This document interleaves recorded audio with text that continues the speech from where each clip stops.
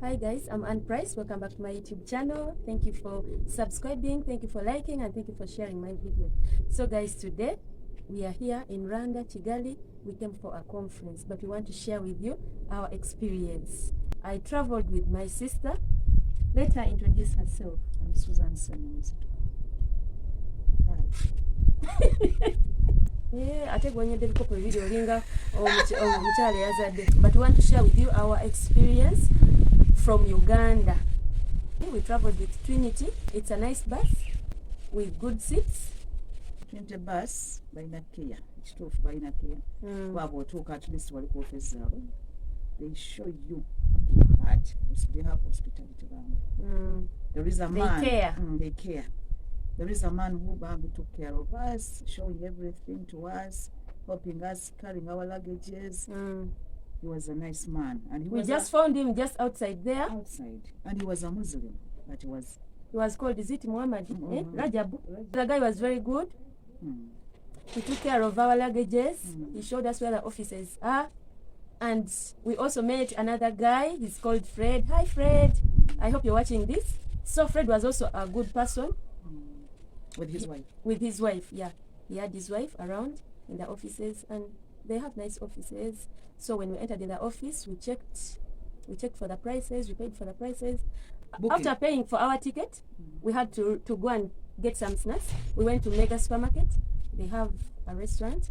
We went and picked some snacks. They have variety. Yes, they have a lot of things. At 9 p.m., we entered into the bus. We found different people. We went with them. To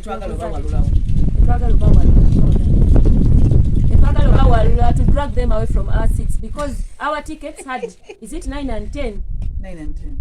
And then 9 was the other side, opposite, and 10 was this side. We're sitting opposite, different seats. But the tickets, we're talking about a different seats. So we called for Mr. Fred. He explained, Nagamba, the bus was changed, but we were sitting in our seats, we can still talk to them, and they exchanged so that we can sit together. Since we are going for in a long journey, we had to sit together and have some kabos. But so the man we contacted, he was not busy. The Muzei, no. Ken. It is impossible. Unless you tell the Muzei. No. You tell Muzei to shift and come this side, but me, I won't shift. But Muzei had a problem. There's an old man, he had a problem with his leg. So he couldn't sit near the window. He had to sit near the corridor so that he can stretch his leg well because it was painful. So me, I decided to say, let us leave it, let us just go. So after like over 20 minutes, over 10 minutes, my sister called me and said, sit here with me. This guy has accepted to cross over. And I was happy in my heart because I couldn't travel all those hours shutting up my mouth without talking to anyone. So I was very happy. I crossed over where my sister was and we started the cabos. We set off on our way to Kigali. But my chair wasn't straight. Then, hey! How chair? Another TV yenga tesobola kola ki? Tegala eba ndiye bake. Kweska wait. Nga yesika itso. Couldn't see itself. Nga entebe wasika bwati eyange yali tedda mabega. Naye nga yedde eyo yali tedda maaso. Ngeyo yagudde. Nga yange eri bweti. Kati nga sobola kutuula bulungi bwenti upright. Naye ntuula bwenti. Kati ate ono ye bannange seat eri bweti. Nga bwegikola bweti naye bagamba You're squeezing me. You push over your seat, you're squeezing me bannange. Tunatambula tutanga tukinadde wetu nga bali kutonda. So we continued with that journey. We reached in Mbarara. When we reached in Mbarara, we had to go for a short call. Those who want to go and get some coffee, ease themselves, get a snack. We moved off from the bus. We moved out. But before we moved out of the bus, I had to trust myself. I pulled the seat back. She pulled the seat because her neighbor had already moved out to go and ease herself. So she got a chance and pulled the seat back to be comfortable. So when she came back, we set off again and continued up to the border. We reached at the border. Another taboo. Another problem came. Migugu boda ye Uganda, boda Uganda tebatukalubiriza. Boda ye Rwanda gye batukalubiriza. We talk about border, they are very strict. When we reach at the border, Uganda, Rwanda, in Uganda we just entered in their offices. We gave in our national IDs and they gave us like a small card. Why is it a permit or a travel document? They signed the stamp and we went. Reaching to the border of Rwanda. Mujamu emigugu, you remove your luggages. You kusimba line. First of all. Musimba line very long line. One by one you have to unpack the things you packed. You kutagura the ngoye you. Mutagura byonna bye mwapakinze nga muli waka you unpack all your luggages. Bwe yaboring obulizo tukoba bazungu. You had to like a mukeka. I packed my luggage very well. I'll link the video up here and you see. But when I reached at the border of Rwanda, I had to unpack them, all of them, and they told me to leave my suitcase empty because they were checking. They checked thoroughly. Even the Bibles inside, you open it. Even the Bible, they opened your Bible. They told you to open your Bible. They told her to open her Bible to check inside the Bible. We took like 4 hours just there checking our luggages one by one. But the good thing I appreciated on those guys on the Rwanda side. If you have a baby, if you're pregnant, if you are an old woman, you'll always be the first priority. Era bwe batusookayo be baakolako ne babakolako bulungi. Kati ffe bayanki fe abaasembayo nga bali bonna bamaze fe abaasembayo were the last people, the youths what awo fe abaasemberayo ddala. We checked. After checking, we had to go now. That section was for the luggages. Banange Rwanda temujja na buveera.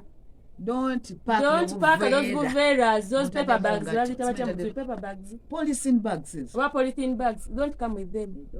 Because you leave them at the border. You will swallow them. If you don't to throw them, you will swallow them. Banange pera temujja nabo mujja bumira. Era batamwina mu buteeka kubo yabwe ya Uganda babuleka ku border Rwanda. Designer crisps Tetwazimala amonto lokupapa. We had to throw the crisps. We had to throw with the crisps because we had already reached. Ate tunabiwa mu. Tugende packing am skirts. Bandi bagena bandi tubu bandi tuse na kunkumula we bati. Kiki kino kye mutwala. Bana don't come with kavera. Ate bread, ate what those things packed in. You have to unpack them except bread. Baba yamba buya. Bread nabo nkaza ingira ne bread. Ingira nayo. Nebiveera veera ebyo. Temutawana. Oba biriko lanje, oba biriko bumuli, don't bring kavera. Mubira kali Uganda. Boda ye Uganda bo buveera tebakwina mbuzibu. Babo manyi. Tebalina buzibu. Naye boda ye Rwanda.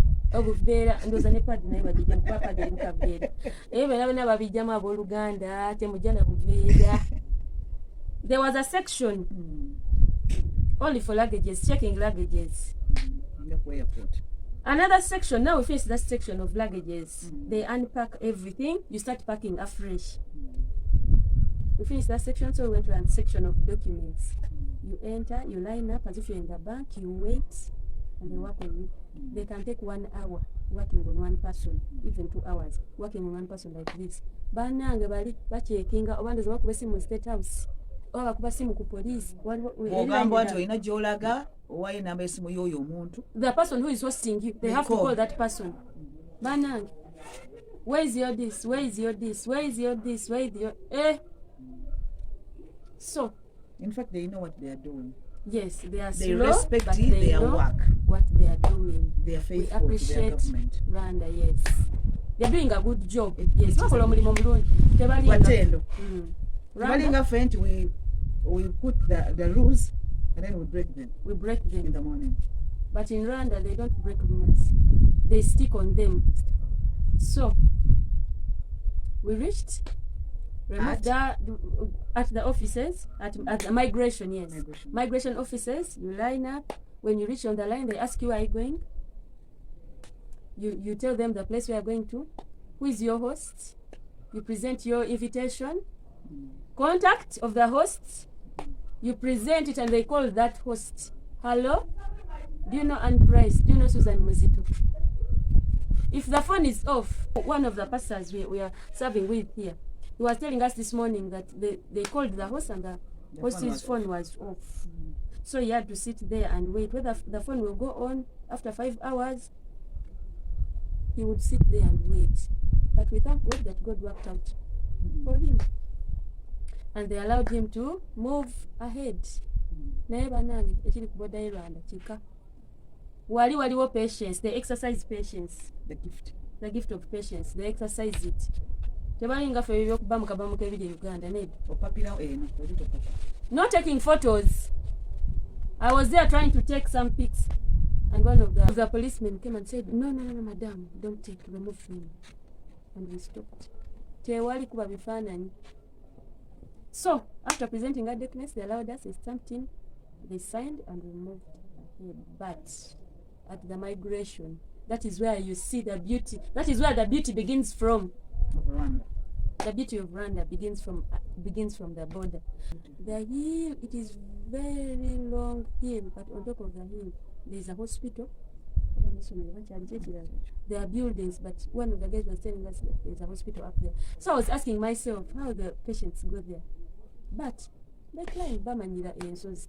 Banange, we are going to show you there are many hills, muita munsozi bwemuti.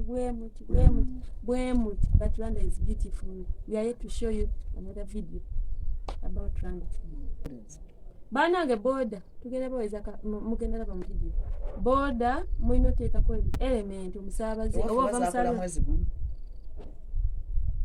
N'omuvuzi tabeera nayo, babuzi omu n'omu abeera nayo. Obeera ne yiyongo gwe drive, driver gwa omuvuzi ali kuvuga. Naawe gwe bavuga, olina obeera nayo. So you both have to wear those helmets. And it's a must. They will not set off if you don't wear that helmet on your head. And all the borders are the same. They have movina like this. The borders are zona zifanana. But they care for their people. Baba bafaayo ku bulamu bw'abantu. Paaka temuli kasasiro. Oba bakera mu ndo bataberera mu buses of town services. Town services, the taxis, they use a card. Okujako sente owayo musimba line bateka driver kati watu ina card. Watu ina card ngo ina cash ngo wayo cash. Nenga nalabye nga n'abakulu n'abakadde nga balina card. Nekyo sakyetegereza. Babadde ogeze kusala gundi line. Atudde nenga mukama. Banange babeera ne card. Dezibatambuza sisi ekitegeeza sente zaabwe zinatera okugwazo mu ngalo. Visa card, bazita visa card. Banange babeera ne card oba smart card. Jennifer zayogera kuba Jennifer baani bolo okundi oyo Prime Minister. Bombi na nabanje. Ndi Uganda twetaaga smart. Bateeka muli bajja ku sente amawunti ezo zingira basi. Bo bali bayina empisa basimba ne line Uganda omuntu asimba line. Uganda kavuyo kwetomera kukwata musawo z'abalala banange. Eno. Nani liyo wakwata musawo. Simanyi ate bayamba. Twali twagala okukolinga nga esimu zaffe tulina credit wa Uganda. They help. Hello madam, you want to call someone? Okay, you use this number. Let me give you my phone and you use it. Banang, these people are so loving, they are so friendly, they are so clean. Take olukumi tekeko tugule airtime. Buli omu yandizeko Rwanda nalaba ekiri eno banange. Nabasimba line ne tebayisa. Ife wafu wakira omuntu akuyisa na anet. Kansimba kwa maaso. Olaba ku mmere tuyisa. Mmere yange ulemere ekisakira tebiringa bya banka. Mmere tena bugumu. Na yeno mupaka omuntu mupaka nasimba line bwe kirabako ewamu. Kusimba line mupaka bana ya Uganda. You have to line up and wait. Bwe bati. Teri kavuyo. So organized. They are orderly. Banange. Wotuka neri nechetaga twakota. Bayina taxi ya paka. Oba yeyo. Kwa mwabadde mu Banange the taxis are new, there is no any old taxi. Ebine ebikadde kadde bine byaffe ebigenda bikankana ebigendanga ebidondo. Motoka mpya, motoka zinyirira, enguudo zinyirira. Banange weather banange akasana kaaka tugenda balaga akasana kali bwe kati. Kaaka naye empewo. Towuli tewali bugumu. Akasana kaaka naye tewali bugumu. It is cool.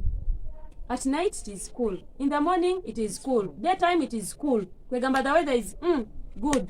ekizibu kyeyibalina mazzi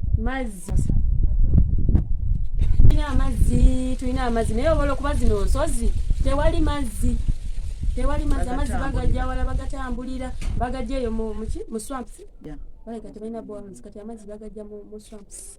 Yes, they get their water from the swamp. When it's a dry season tewali. Kakati ekirala amazzi galimu omunnyo galunyo. It is salty, the water is salty, but I think it's not all. Maybe. I think it depends. You see hills, mountains. Bano balinyi basozi balinga bali awo kudedi. Buli wamu waliwo nsozi, buli wamu nsozi. Bayonjo tunatera balaga gundi streets of Kigali. Tekuba bipapula tekuba biveera tekuli ba buchupa tonywa amazzi n'okasuka mu moto. So that is it for now. Tujja banyonyola tukyali eno banange naye tugenda balaga gundi streets za Kigali town. Mulabe how clean it is. Ensozi nyingi, enguudo bazizimba mu nsozi, muyita ku mu nsozi weemuti nga bwetolozi weemuti ng'emisota bwe gitambula banange. Naye it is beautiful, their weather is good, and their food is okay. So far so good. Yeah. See you guys. Thank you for watching.